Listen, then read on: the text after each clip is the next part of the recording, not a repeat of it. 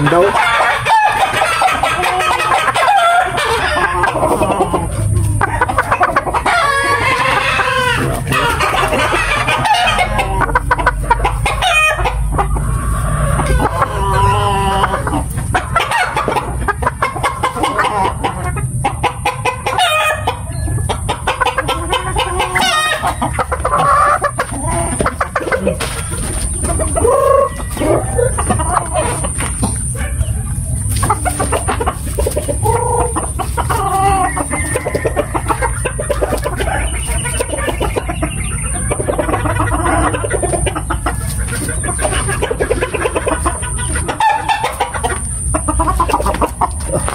Good morning mga katuka.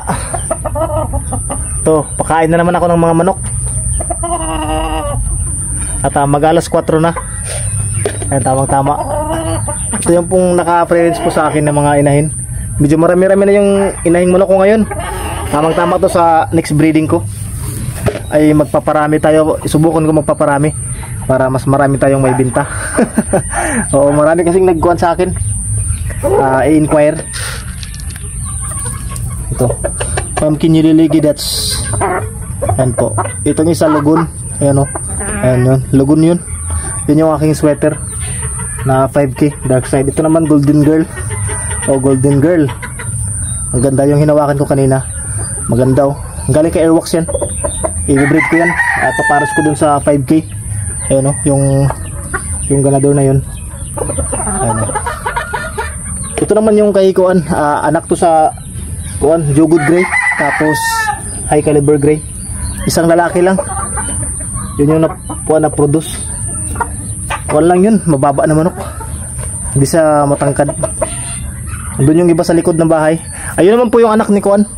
Ni itong aking Kuan, pumpkin nililigi, that's ito. Nandito siya oh. Ang kapatid nito naglimlim na. Ayun oh, yun. Matangkad na pulit yan. Ayun si Kuan oh. Sweater Boston oh. Ayan o, ayan o, matangkad yun o. Ito, pakita ko sa iyo. Ayan. Ito, ayan o, ayan. Matangkad yan o. Ayan o, ganda ng sukat niya o. Ayan. O, diba, ang ganda ng sukat. Uy, makain na siya. Ito mga anak na to ng Kuan, pumpkin nililigi, that's. Ayan, anak na yan. Cross po yan sa sweater Boston. Ayan o, ito. Ayan, 3 months old na. Ito, ganda oh. Oh, ayan oh, pumpkin nililigi, that's. Teka lang, doon lang. Doon pala. Ayun siya oh. Ayan, guwapa.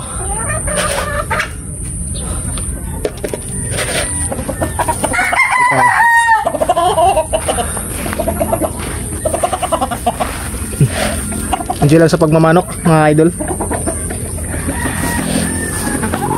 Ito matangkad oh.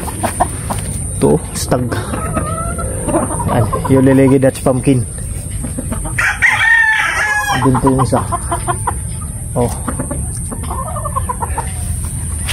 si Kanaway oh. Ito nag-umpisa na naman dito magputik mga katuka. Pinulan kasi kagabi tsaka madaling araw, kaya ito, basa na naman yung paligid. Kain ka pa oh.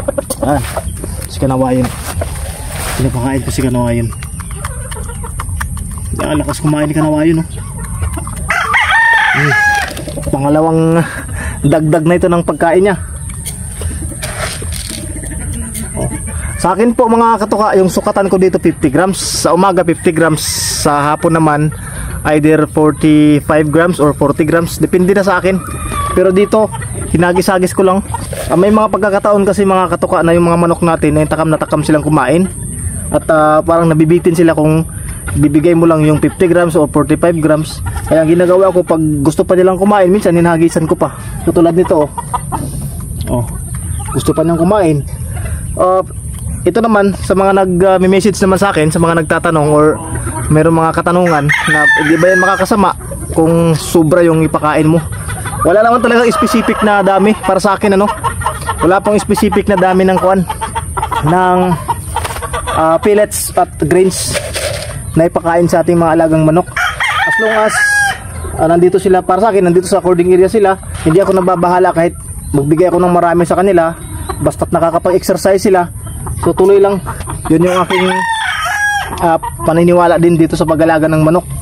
Basta kumikilos lang sila, katulad nating mga tao ba, kahit malakas tayo kumain, basta nag-exercise tayo, sigurado walang taba. Ito si 5K pala, ipakita ko si 5K sweater. Ito si 5K sweater, patuyo po siya. Subukan ko lang po kung magagamit to sa breeding.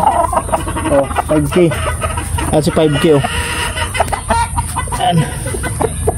ito, patuyo kanyang balahibo mga katuka. At saka yung buntot niya pa-dry na rin. Parang nagbabawas siya ng buntot. Ayan po.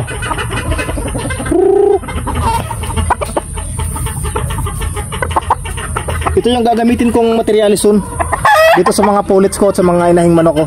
Ipapahinga ko muna si Sweater Boston. Ay, si Sweater Boston Ayan. Ipahinga ko muna siya kasi babad siya sa breeding Ito muna yung gagamitin ko. Kaya ang ginagawa ko dito, pinapalakas ko yung kanyang immune system, yung katawan niya. Sabay bigyan ng mga vitamins, mga supplement, mga Calci X, yung mga ganun, Mega B12.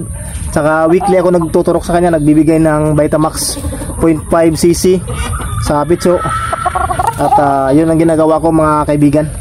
Nga pala sa mga nagtatanong kung paano yung paraan ng pagbibigay or pag i-inject ng B-complex. Ang ginagawa ko, halimbawa ngayong linggong to dito sa kaliwang pitso, next week sa kanan naman palitan para hindi malamog at saka di makuan yung nila, yung pitso. Yun ang aking paraan. Kayo kung ano yung paraan nyo, ituloy nyo lang. Basta sa tingin nyo kung ano yung komportable sa inyo, ipagpatuloy nyo lang. Hindi po ako dito nagtuturo, sinishare ko lang yung aking paraan. Shoutout dun sa mga nagsasabi na ako daw nagtuturo at nililigaw ko daw yung mga, yun nga, yung mga viewer ko. Kaya wala na akong viewers daw ngayon kasi nililigaw ko sila. Hindi naman po ganun sana. Sana wag nyo isipin na ganun. Kasi tayo dito nagmamanok, kung mag-video man or mag-vlog man yung mga kapwa natin nagmamanok, hindi ibig sabihin na nagtuturo sila or binabago nila yung mga pamamaraan ninyo. Kasi kayo pa rin yung magdidesisyon kung babaguhin nyo yung mga paraan nyo base sa mga napanood nyo. Yung amin dito ay nagsishare lang kami mga paraan namin. Ganun lang mga katoka. Sana maging friendly tayo sa kapwa natin nagmamanok. Huwag tayo manira. Panira tayo ng panira sa kapwa natin nagmamanok sa bandang huli. Yung mga basher na yan, yung mga naninira na yan, palihim lang silang kumukuha ng mga impormasyon na gagaling sa atin yung mga kaalaman na galing sa atin. Sekreto lang sila kumukuha pero nagbabash sila. Yan yung realidad. Ayun mga katoka, thank you very much sa inyong panonood sa video ito. At ganun lang, yun lang muna yung ating update araw-araw.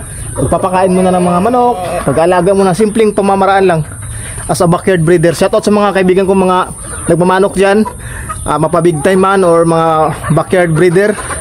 So salamat sa inyong suporta at walang sawang panonood na aking mga vlog. God bless us all mga katoka. Ingat po kayo palagi. Naway pagpalain tayo ng Panginoon. Lagi nating tandaan, ang sabong ay sports lang, huwag tayong magpakalulong sa sugal. God bless, sana'y masaya ka lang. Alright.